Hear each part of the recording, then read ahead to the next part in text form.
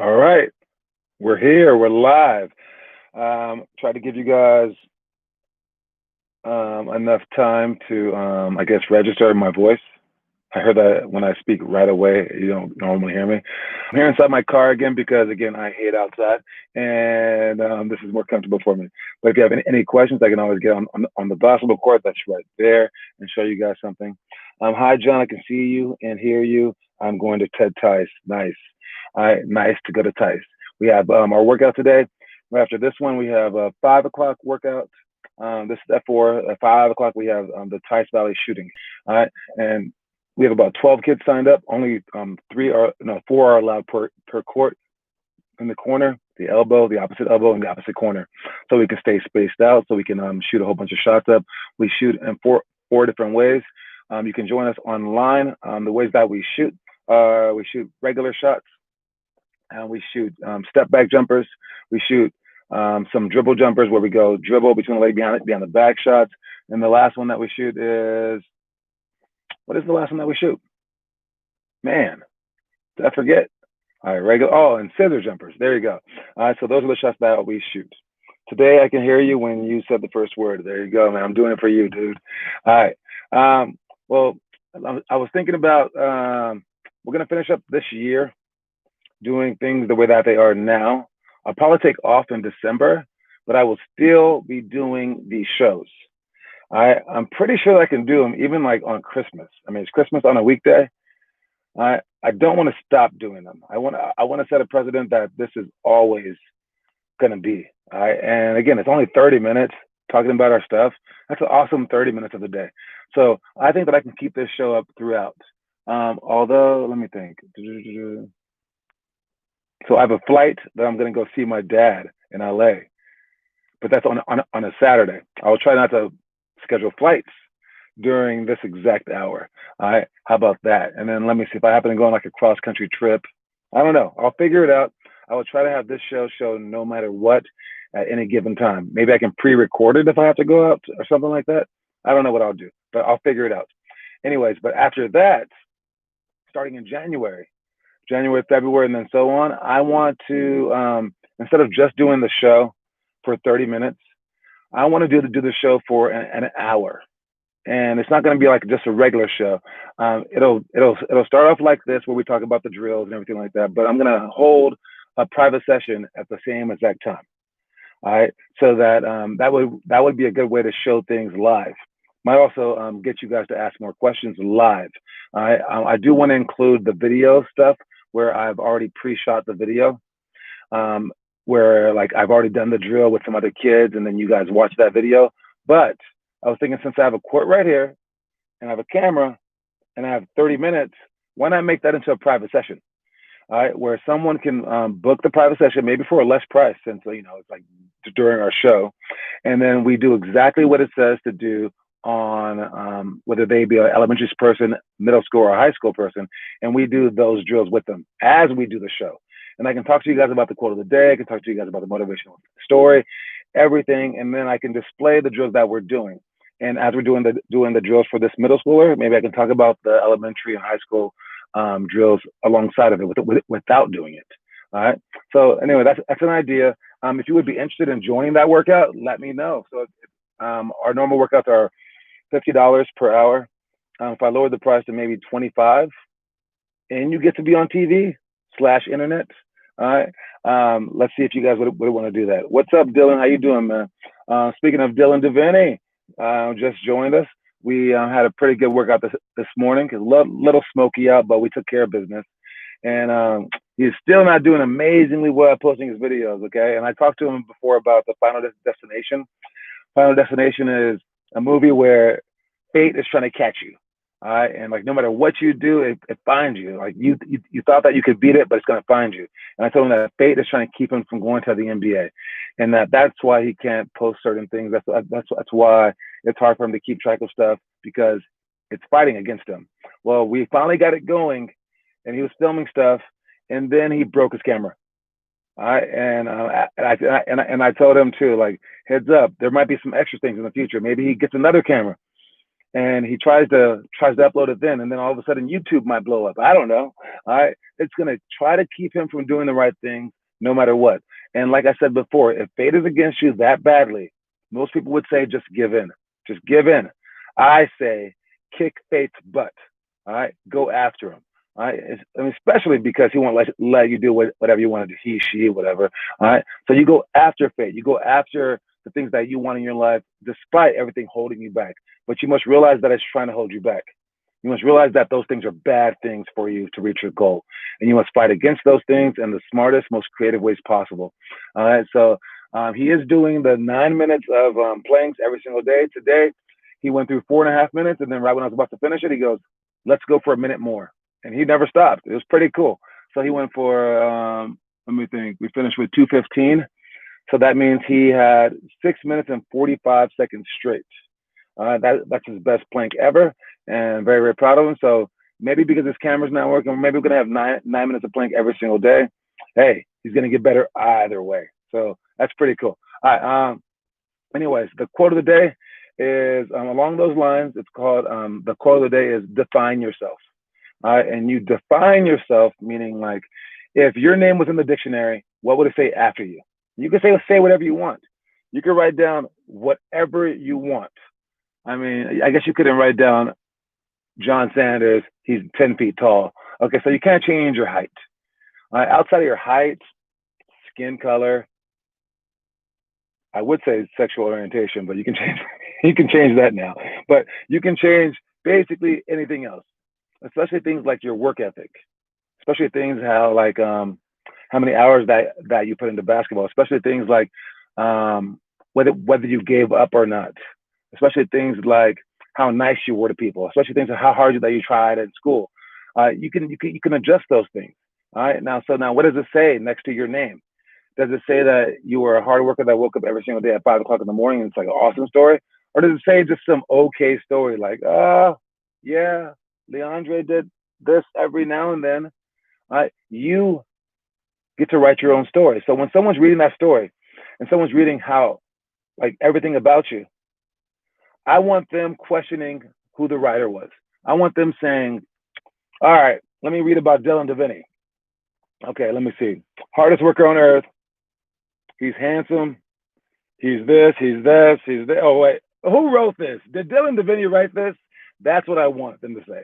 All right. I want them to be like, no, I think that the person who this is about wrote this about himself because it's way too nice. It's way too great of a story. All right. And you can define yourself by the actions that you do. All right. So you define yourself by living every single day. You write your own story. No one is making you do this or making you not do that. So you write who you are. So when everyone knows you as a certain thing, it's because of you. All right. You get to say whether you were into drugs or not. You get to say whether you were a great teammate or not. You get to define that. All right. So the definition of you in the dictionary needs to be something amazing. All right. The movie about you needs to be exciting. All right. I don't want to read the story about you and then fall asleep. All right. Make the story amazing, exciting, one of a kind. And you go for it all, especially if you have dreams and hopes. All right. Did Dylan and Leandre go for their dreams and hopes? Or hopes and dreams?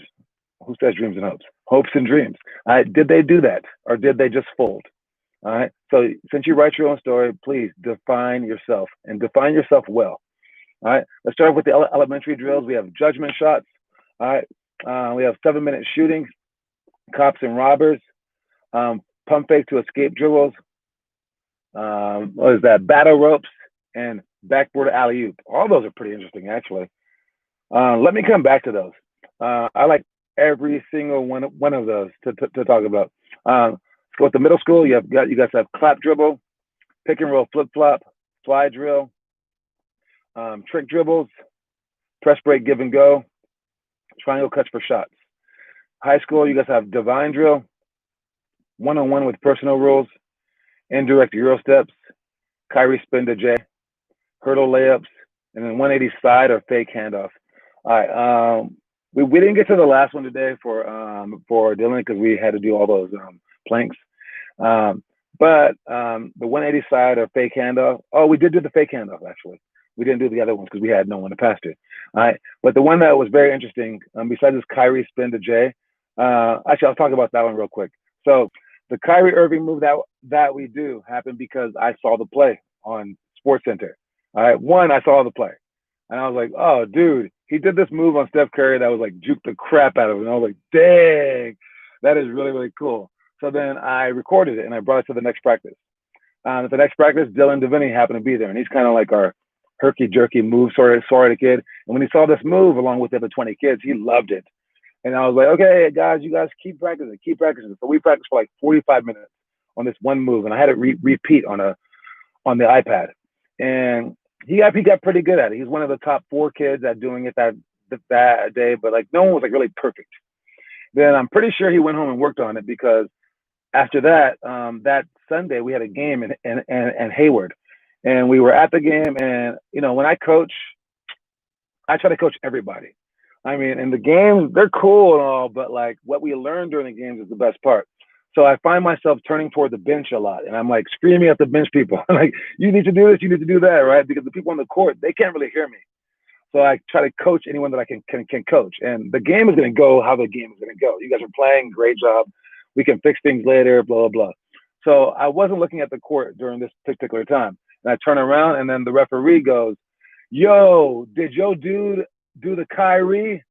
And I was like, the Kyrie? What is the Kyrie? And he goes, you know, the Kyrie Irving move. And I was like, and I knew he wasn't talking about the move that we did because it was literally like 2 days before that. And Kyrie Irving did the move 2 days before that. And I recorded it. I didn't know if this guy like watched SportsCenter or something like that. And I really wouldn't call this the Kyrie move because it wasn't enough time that passed by. I mean, usually like moves are, you know, labeled like months later, years later, right? And I was like, the Kyrie? And I was like, which kid was it? And he goes, that kid. And he points to Dylan. And I was like, oh, maybe. I was like, why would you just call it the Kyrie? And he goes, because it looked just like Kyrie and what Kyrie did last week. And I was like, dang. So basically, Dylan learned this move. That's a very, very complex move. Like jab between the leg, spin, fake the spin back, dribble away, jumper. And he learned it so well that a person who was not in our practice, didn't know he was trying to do it, had no clue, just watching a game, a referee, he did it so well, the referee noticed that it was like Kyrie Irving from 2 days ago. All right. And then he did so well at it that the ref was like flabbergasted, like amazed. He approached the coach to say, whoa, all right, that's how you guys want to work for stuff. And if you can do that for the Kyrie move, you should do it for like any move, like whether it be a step back jumper or anything in practice that maybe interests you, anything in practice that you couldn't do. All right. You want to do things like that. So Dylan Deviney, thank you for a great story. All right. I think that was, man, how long ago was that now? Like 2-3 years ago? Yeah. Time flies when you're doing the Kyrie. All right. Anyways, let's go back to the elementary in a second. You know what? Let me think. Yeah. Let's go back to that in a second. I'll go with the motivational story of the day. All right. And it is, let me bring this closer. I got bad eyes, dude. I need to read. All right. It's don't run towards your goal, run through your goal. All right. In a world where most everyone is gunning for that finish line, be sure to set yourself apart by setting your goals just a bit further. That might not only be the exact edge you need, but creating that habit will take you an enormous distance in your overall life. All right. And what that means is stop aiming for the finish line. Stop setting your goals to where everyone's setting their goals. Set them beyond that. All right. So if you're gunning for an A, if you're trying for an A in class and an A is 90%, stop going for the A. You need to go for the 110% with the extra credit. All right. And if you try for 110 and you fail and only get 98, 97, be mad because you were going for 110 and only get 98. Dang it. But you know what you won't get? You won't get a B. And you darn sure won't get a C. All right. So aim beyond the goal. And literally when you're running for the finish line, don't stop at the finish line because then you have to slow down to stop at the finish line. All right. You want to go through the finish line. You want to run to the wall. All right. You go for that wall and act like you don't care about it, or like Dylan did for his planks. He was going for 4.5 minutes. Don't go for 4.5 minutes. You're not going to make it. Go for 8 minutes. Go for 6.5 minutes. Do what he did and get 6:45. All right, and see if you guys can get 6:45 on planks right now. Okay, you're inside your house. I don't think that the weather's that bad on the inside of your house. All right, for the smoke and stuff. You can do planks for 6 minutes 45 seconds. See if you can beat Dylan. Let us know if you can beat him. All right, in tomorrow's live stream. All right, and the one that I keep trying to tell myself, do not say this analogy. It is mean. It is rude. But I always say it, and I should stop now, but I'm not. I'm crazy. When you punch somebody, if you have to punch them in the face, do not punch people. Don't punch people, please. All right? But if you did and you punch someone right here, boom, and you aim for their nose, I got a weird nose, see it? All right, but boom, they hit right there. That's very, very mean. But if you were saying, I want to hit you, but no, I'm going to hit beyond you and aim right here, and I'm going to hit through your head, then basically you're trying to kill someone. And that's not good. All right. You go through your goal and no one's messing with you. You go through your goal. All right. You don't aim toward a goal. Got it, guys? Anyways, that's my spiel for the day. All right. Back to the stuff. All right. The elementary drill. Judgment shots. For the first one is judgment shots. And judgment shots are when someone judges you while you're shooting. Duh. All right. But you're going to shoot a shot.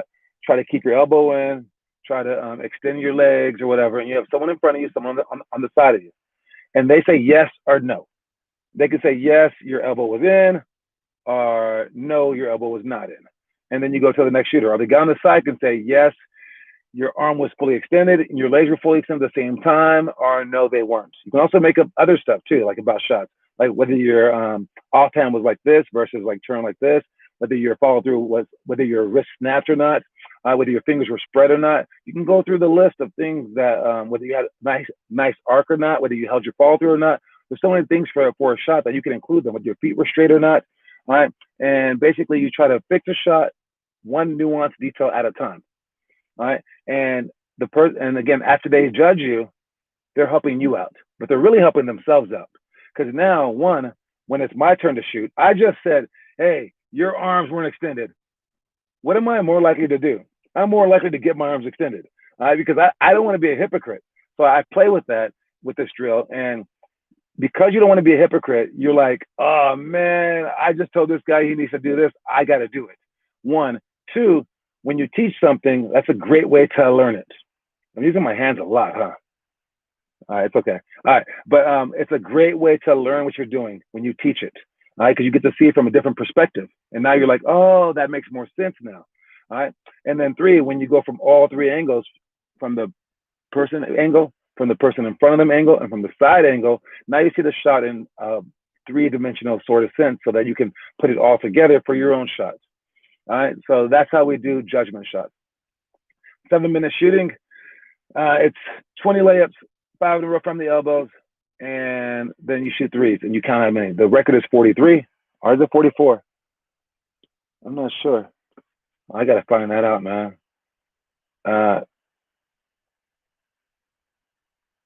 No, I don't know where it is. It doesn't matter. All right. Well, it was around 43, okay? And it's by Sean Smith, and that's a lot. My highest ever doing, probably like 31, I think, maybe 30. I know I broke 30 one time. I'm pretty sure, but it's hard. It's a hard drill. I say for you guys, if you guys can get more than 10, that's good. If you want to be a good shooter, I say 20. Before college, yeah, I would say a good high school shooter. If you want to consider yourself a great high school shooter, 25. All right, 25 for a great high school shooter. For a great college shooter, 35. That's a lot. And if you guys aren't at 20 yet, you're not a good high school shooter. All right. If you're a little kid, you can't shoot threes, all good. All right. Just try to get the 5 in a row from the elbow. All right. That's a great drill because it's a time drill. You get to see your times versus everyone else's times. All right. I love that drill. 7-minute shooting. Next one is cops and robbers. This is where you're running from half court with the ball, trying to dribble full speed. All right. See you later, man. DeAndre. All right. And you have people chasing you. I have some little kids that I teach on the weekends. And since we can't like really gather because of the pandemic, we can't like play with like that with people actually chasing them. I tell them to pretend that someone's chasing them. And since we're in a weird time, pretend like monsters are chasing you or dinosaurs or freaking zombies. And the whole point is to sprint in without slowing down. And even our high schoolers slow down for their layups. You shouldn't be slowing down. You should be able to shoot a full speed layup, again, run through your goal, and then lay the ball up softly. And it's a hard thing to run your fastest, yet flick the ball softly. All right. So that's why we practice cops and robbers. Also, our chase down blocks. If you're watching the NBA finals, dude, like honestly, it's been years and almost 2 decades. LeBron James gets so many chase down blocks. Like I'm just watching him. I'm like, another one. Now, why did you get so many chase down blocks? He's fast, okay, but there's definitely faster people on the court. Okay, so he can also jump high. Well, now that he's old, don't you think he can't jump as high as some other people? Yeah, so he can't jump that high. All right, and then what else is there? I don't know, but I think that the main one is that he has great timing. All right, he has really, really great timing, and he knows when to jump. He knows when to jump, how to avoid them, but I think that the number one thing out of all of it is that he wants to. He wants to get chased down blocks. When he sees someone, he does 2 things. One, when he sees the basket and sees people on the side of him and he gets the ball, he goes straight to the basket. He sprints as hard as he possibly can. He loves that. But 2, when he sees someone that has the ball and he's 10 feet behind them and they're going in for a layup, oh my God, he loves that. And that's the game cops and robbers. And I see our people who are playing the cops in this scenario, trying to run after the robbers, trying to chase them. They run half-heartedly sometimes. Guys, that is his favorite game. And how many blocks did he get last time? I mean, he had so many turnovers, had a bad game. And yet his chase down blocks, he probably had about 4 of them. That's 8 points. That's 8 points added to your score, 8 points taken away from their score. All right, same thing. All right, chase down blocks. And you don't need to be the tallest. You don't need to be the highest jumper. You don't need to be the fastest. All right, just need to hustle. And you need to go for it. You can get some chase down steals if you're a small guard. All right, but chase them down. Heck, get some chase down charges. Get some chase down. Just put your hands up in it and bother them. All right, so never give up on the play. Go after it. All right, and I think that's a very underestimated part. I know that they say he's like the best block in finals history, all that stuff, but like people don't talk about it enough. That guy gets so many chase down blocks. All right, count them up. Like how many chase down blocks happen throughout the year, and how many people in the NBA have multiple? And LeBron James probably gets like, I would say like 3 every 2 games. It seems like it. So it's a ton, and people will probably get like 5 the whole year. He gets about 50. It seems like that at least. All right, so never give up on plays. The next one is pump fake to escape dribbles. This is the Klay Thompson one. Pump fake to escape dribbles to shot. And it's keeping your defender off balance. I saw one by J.R. Smith last game. It had to have been a travel, but it was crazy. He caught the ball, and I don't think he did the dribble. He just, as he was catching, he just stepped to the side real quick. And that's a hard thing to keep up to as a defender who's closing out. Because you have to close out and step to the side and jump. You can't do all 3. All right. So if you're someone trying to drive, maybe you can get him. All right, but if you're moving to the side like that, immediately off of a pump fake, it's a really hard thing to keep up to. All right, next one is battle ropes. All right, we had the battle ropes, and then you go like this, you pound it down, the ropes are connected to a wall or something like that, and you get stronger, your upper body shrink. You can do a whole bunch of different sort of ropes, so you can have an overall workout. Then backboard alley-oop, throwing the ball off the backboard for your friend, off the backboard for yourself, sprinting in, doing it without slowing down. All right, and it basically just helps your coordination. It increases your vertical jump because you're trying to like jump up there really high to score it. It also increases your likelihood to get rebounds, more athletic rebounds, because you're timing it better, right? It might even increase your chances to get chase down blocks because you're seeing the ball jumping and you're connecting all those little dots. All right, so I like that. I like that drill as well. All right, anyway, that's all that we have for the workouts. And I know that, what day is it? It's the 5th. If you haven't watched your movies yet, which I'm pretty sure no one's watched their movies, if you have, you should be posting the reviews. Now, Dylan, if you're still watching, you broke your phone. Yes, so you can't post anymore, and no one's allowed to use their phone. Okay, cool. And your computer's messed up now. All that stuff, right? All right. Is there anything stopping you from watching the movie? All right. The weather outside. Yep. The smoke is stopping from doing the Nashville. So the one thing that you can do it. I mean, you still have a chance to do something to make yourself better. So there you go. All right, and your movie for ninth grade is Moneyball. All right, Moneyball with Brad Pitt. The story about the Oakland A's who are still in the playoffs. I do not watch baseball. I just see highlights, but they're in the playoffs. It says that they're doing well. That's all I know. But it's about them, and it's about all this. What is the stuff called again? I forget what it's called. Like the statistics and measuring and things like that, and like analytics. There you go.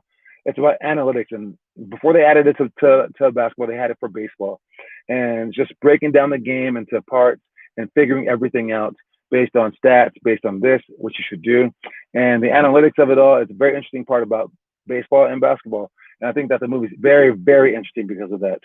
All right. And then the other movies are for 10th grade, Slapshot, 11th grade, Semi Pro, 12th grade, Tyson. Going to 5th grade, we have Rocky Balboa. 6th grade is Senna. 7th grade, Run Fat Boy Run. 8th grade, Tin Cup. And then 1st grade, we have Rookie of the Year. 2nd grade, The Sandlot. 3rd grade, Miracle. 4th grade, Rocky 4. My favorite movie of all those movies, by far, Rocky 4. Easy. All right, Rocky 4 is one of my favorite movie ever. Semi Pro sounds funny. Oh, Semi Pro is hilarious. Uh, so yeah, okay. So my favorite movie is Rocky 4. The funniest movie on the list by far is Semi Pro. The best movie, because I can see things outside of like my own favorite movie. My favorites aren't always the best. My favorites are just my favorites because how I grew up or whatever. The best movie would be probably Moneyball. All right, Moneyball or The Sandlot. All right. Yeah, Rocky Four. I've seen that. Super good. Super good. Yeah. So yeah, The Sandlot and Moneyball are probably the two best movies on this list. Sandlot is by far the most beloved movie on this list. It's a second grade movie. Yeah. People love that movie so much. They quote it all day long. Like, you're killing me, Smalls. Like, if you ever heard that before, it's from that movie. I like that movie because of how magical it was. Okay, I'll tell you the two parts that I like. I'll tell you the one part that I like. We don't have that much time. So the one part that I like is they had this. It was like a ragtag bunch of baseball players, and they all played outside with themselves, like whatever. And they all were like, they kind of sucked. But this one kid was like the best player ever. But they all like rallied around this kid, and the kid was going to be like a future pro and stuff like that. But he was like dope. And whenever they played against like the other like neighborhoods, they would always like everyone was scared of this one player. Everyone was like, yeah, he's good, but the rest of you guys suck, whatever. But they all got better because they played every single day. Well, this new kid in town comes, and he's really really bad baseball player. He's like never really played it ever, but he has like his dad's glove and things like that. So he comes in, and there's like, oh, you're the new kid. Like there's like friends out there. So then he goes, so he's like, oh, let's see if you can catch some pop flies. And he hits it to the kid, and the kid like just ducks, and he almost like hits him. And then he like try to catch one, then he drops it. So then everyone's laughing at him. But then the best player comes up to him, and he's like, hey, come here, come out here. And he walks the kid out to the center field, and he goes, stand right here, put your glove in the air, and open it. All right. And the kid's like, what? He goes, okay.